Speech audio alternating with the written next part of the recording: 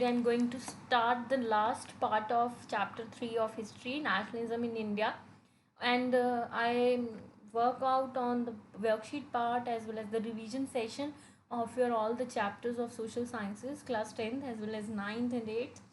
So that's why there is a delay in posting the videos, and I'm so sorry for that. And I know this, you people are eagerly waiting for this because it's a peak time for you all to study. So now let's start with the last part, and this is the culminative part of nationalism in India. और इसके साथ ही आपका chapter जो है nationalism India का वो ख़त्म हो जाता है. Let's start. In this part, we include the chapter of Simon Commission, Lord Irwin Pact. ठीक है. और इसमें मैंने छोटे छोटा जो कमेटीज़ बनी हैं, फॉर्मेशंस हुई हैं और उसके बाद जो लीग्स बनी हैं उसके बारे में डिस्कस किया है. So let's start with the Simon commission. Simon commission जो था वो नवंबर 1928 को आया और जो इसका चेयरमैन था वो सर जॉन साइमन था. इसमें 7 मेंबर्स की कमेटी थी. बेसिकली ये मिशन जो था, जो मतलब आप कह लो, जो ये मिशन शुरू किया था ब्रिटिशर्स ने, ये टोटली इंडियन एडमिनिस्ट्रेशन से लेके इंडियन लोगों की डिग्निटी को हर्ट करने के लिए गया था. क्योंकि इस कमीशन में कुछ ऐसे ऐसे क्लॉजेस थे, कुछ ऐसे ऐसे उन्होंने सिस्टम्स और पॉलिसीज़ बनाई जिसने हमारे पूरे इंडियन कॉन्स्टिट्यूशनल सिस्टम को इस तरीके से चेंज कर देना था कि हम कभी भी सोच भी नहीं सकते थे. यानी कि जो हमारा सपना था to be free and independent, वो शायद वो हमारा सपना कभी पूरा नहीं हो सकता. सो जो हमारे फ्रीडम फाइटर्स थे उनको ये चीज़ पता चल गई थी. तो Lala Lajpat Rai, Chandrashekhar Azad and many other freedom fighters are not ready to accept this commission, and they boycott this commission as well as they protest against this commission. And the main person behind this commission, who is the overall in charge of this commission, that is Sir John Simon.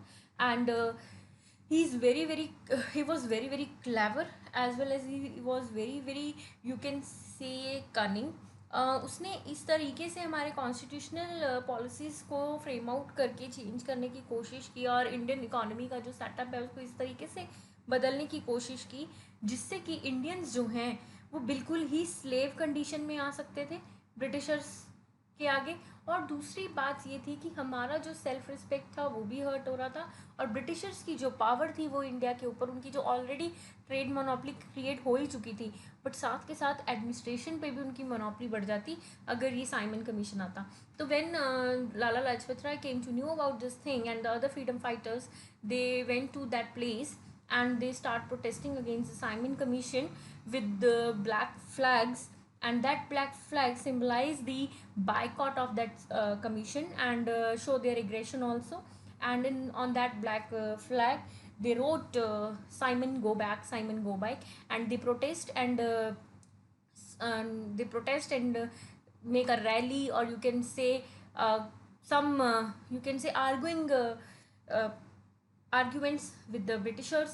And the outcome of this you can say commission or this protest was very very painful to the Indians. और जब वो rally में गए, उन लोगों ने Simon go back के लिए कह के प्रोटेस्ट किया. तो उससे क्या हुआ, साइमन जो सर जॉन साइमन था उसने जो ब्रिटिश पुलिस थी उनको ऑर्डर किया कि इनको यहाँ से हटाओ.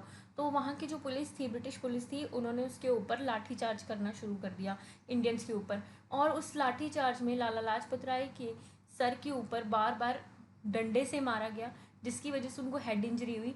And in this incident, the end of this incident became very very painful and drastic because it end with the death of लाला लाजपत राय. लाला लाजपत राय इस साइमन कमीशन के प्रोटेस्ट में मारे गए. And most important thing is when the commission was framed, no Indian involved in this commission. Even कि हमारे Indians जो थे वो ब्रिटिश एडमिनिस्ट्रेशन का पार्ट थे, क्लैरिकल स्टाफ में भी थे और अदर हाई ऑफिशियल पोजीशंस में भी थे. After that no Indian in this commission, all are English man, यानी कि ब्रिटिशर्स के ही लोग थे. उन्होंने अपने पूरे फ़ायदे के लिए इसको बनाया था. तो दैट मीन्स पूरा फ़ायदा अपना सोच के उन लोगों ने ये चीज़ क्रिएट की थी. तो दिस इज़ द रीज़न कि साइमन कमीशन को इंडिया में एक्सेप्ट नहीं किया गया. So the end result, the consequences of this Simon Commission was the death of the Lala Lajpat Rai, and we lost the, you can say, the lion of the Punjab. We can lost the main, you can say, main pillar of our freedom struggle, and it create a bad impact on the other freedom fighters and make them too violent. And the consequences are very very, was very very, you can say, bad, or you can say violent after this commission. So this is all about the Simon Commission. This is the people, the consequences. People boycotted it by observing strikes whenever it went, and welcomed it with black flags and slogan Simon go back. Indian leader Lala Lajpat Rai was fatally wounded at Lahore procession, and later his death added to its significance. And his death become a major breakthrough in the Indian history, and that is the main part which, you can say, which create anger in the mind of the people, and the hateness for the Britishers, and it create a very very, you can say, brutal things in the, in an Indian history also. So the Simon Commission and its consequences were not good. Next is your round table conference. Round table, when things begin to take a violent turn. After this Simon Commission and the Lala Lajpat Rai death, the things begin to take a violent turn, and people started showing their aggression on the Britishers. They started violent actions with their violent activities. Chandrasekhar Azar, shoot the General Dyer, and so many other freedom fighters took very very violent steps. So that's why Gandhi ji, who followed the principle of non-violence, they called of the movement, that is non-cooperation movement. And in that time they signed a pact with Lord Irwin. Lord Irwin was a Britisher, and Gandhi ji signed a pact. उन्होंने उसके साथ एक मतलब आप कह लो समझौता किया, या कह लो एक एग्रीमेंट साइन किया on 5 March 1931. And that pact, यानी कि that agreement was known as Gandhi Irwin pact. As per the pact, Mahatma Gandhi agreed to participate in the Round Table Conference in London. Actually problem क्या हुआ था, Gandhi ji non violent को support करते थे, और after the death of the Lajpat Rai people were so aggressive, so they the scene turn to be a violent situation. और उसका impact ये हुआ कि गांधी जी ने लॉर्ड इरविन के साथ एक एग्रीमेंट साइन किया, जिसको lord Irwin Gandhi Irwin pact कहते हैं, और वो 5 मार्च 1931 को किया गया. उसमें गांधी जी ने ना अपनी 11 कंडीशंस या 11 डिमांड्स रखी थी, और उन्होंने ये चीज़ कही थी कि एक तो फ्रीडम फाइटर्स जिनको आपने जेल में डाला है बिना किसी ट्रायल रॉलेट एक्ट के अंडर, उनको बाहर निकालो, और हमें न्यूज़पेपर्स मिलने चाहिए फ्रीडम फाइटर्स को, और हम प्रोटेस्ट कर सकते हैं, रैलीज कर सकते हैं, और जो आपने इम्पोजिशन किया है, सॉल्ट टैक्स लगाया है या अदर टैक्सेस लगाए हैं, जो आपने लगान बढ़ाए हैं, उनको भी ख़त्म करो. तो लॉर्ड इरविन ने बहुत ही चालाकी के साथ गांधी जी की उस सब डिमांड्स को हाँ हाँ कह दी, और ये शो कर दिया कि गांधी जी को अपने कॉन्फिडेंस में ले लिया. और उसके बाद गांधी जी को उसने बुलाया इस पैक्ट के ही, मतलब इस पैक्ट के सिलसिले में उसने गांधी जी को, एक राउंड टेबल कॉन्फ्रेंस हुई थी लंदन में, वहाँ बुलाया, और उसने कहा था कि अगर आप आओगे तो वहाँ पे हम डिस्कस करेंगे, and I have no issue to release all the political prisoners. Mahatma Gandhi जो है वो लंदन गए, went to London in December 1931, और the negotiations broke and Mahatma Gandhi had to return with. और क्या हुआ, उसने लंदन बुला लिया महात्मा गांधी को, और उनके बीच में जो पैक्ट हुआ, एग्रीमेंट हुआ, और उसने महात्मा गांधी जी को बोला कि आप वहाँ आओ और वो सब करो.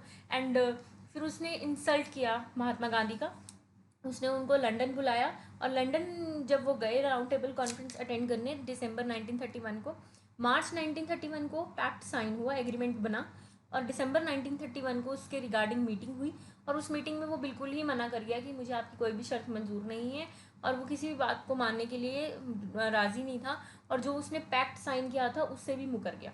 मतलब he was totally broke down, मतलब broke his all the promise, and Gandhiji returned with the great disappointment also. So this is all about the Round Table Conference and the Gandhi Irwin Pact. Round table conference, जब Gandhi ji Mahatma Gandhi India वापस आए, और उन्होंने देखा कि उनके बहुत से जो लीडर्स थे, पॉलिटिकल लीडर्स थे, जो उनके साथ प्रोटेस्ट में थे, उनके साथ फ्रीडम स्ट्रगल्स में थे, उनको सबको जेल में डाल दिया गया। और जो कांग्रेस है उसको इलीगल डिक्लेयर कर दिया गया। और उनकी जो डेमोस्ट्रेशन और मीटिंग्स थी उनको उनके ऊपर भी बहुत ज़्यादा असर पड़ रहा था। और फिर गांधी जी ने एक कदम उठाया। गांधी जी ने ब्रिटिशर्स को और ब्रिटिशर्स की सारी चीज़ों को बायकॉट करना शुरू कर दिया। और महात्मा गांधी ने सिविल डिसऑबिडेंस मूवमेंट यानी कि सॉल्ट लॉ जो था वो दोबारा से रीलॉन्च किया 1934 में। All India Muslim league. What is all India Muslim league? All India Muslim league जो थी वो 30 दिसंबर 1906 को बांग्लादेश में शुरू की, और इसका जो हेडक्वार्टर था वो लखनऊ था। ये लीग बनाने वाले लोग थे मोहम्मद अली जिन्ना, आगा खान थर्ड, ख्वाजा सलीमुल्ला और हकीम अजमल खान। बेसिकली इन लोगों का सिर्फ और सिर्फ इतना ही मोटिव था, ये लीग यानी कि ये आप कह लो कि पार्टी बनाने का या एक अपना ग्रुप बनाने का, promote loyalty to the British, protect and advance the rights of Muslims and safeguard their interest. Actually ये क्या चाहते थे कि जो मुस्लिम्स हैं उनको कॉर्नर ना कर दे और मुस्लिम्स को भी इक्वल राइट्स मिले, क्योंकि ब्रिटिशर्स जो थे वो divide and rule policies apply कर चुके थे, हिंदू और मुस्लिमों को एक दूसरे के खिलाफ भड़का चुके थे। तो वो एक तरह से उनको अपना इंटरेस्ट सेफ गार्ड करना था, यानी कि वो अपने मुस्लिम बीइंग अ मुस्लिम वो अपने जो बेसिक फंडामेंटल राइट्स थे उनको बचाने के लिए और अपने रिलीजन को बचाने के लिए उन्होंने all India Muslim league start की थी। This is all about the timeline. So this is very important timeline from the point of view of your examination. All the 1 marks question related to your places and the related to your events and the dates, it is sorted with this timeline. And you also you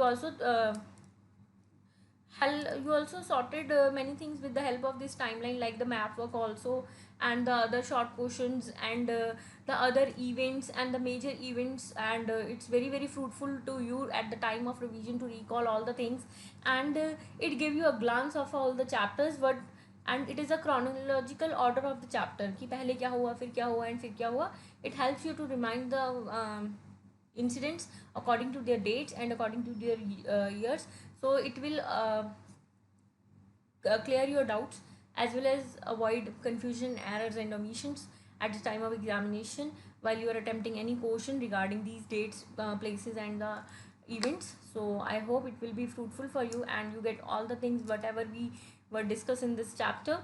So thank you so much for listening me. Thank you for your cooperation, and please share, like and subscribe my channel Simplified Social Sciences by Sakshi Sharma. And please press the bell icon. If you press the bell icon, you will automatically get the notification of my next video. And if you have any kind of query regarding this chapter and any topic, you can comment me on the comment section box. I will definitely reply you. So please take care of yourself. Wish you all the best for your exams also, and good luck for the revision session. I hope you will show your flying colors. Whosoever the students follow me and not follow me, everyone, my blessings and my wishings to you all also. And please stay healthy, stay fit, stay home, stay safe. Thank you so much. Have a nice day.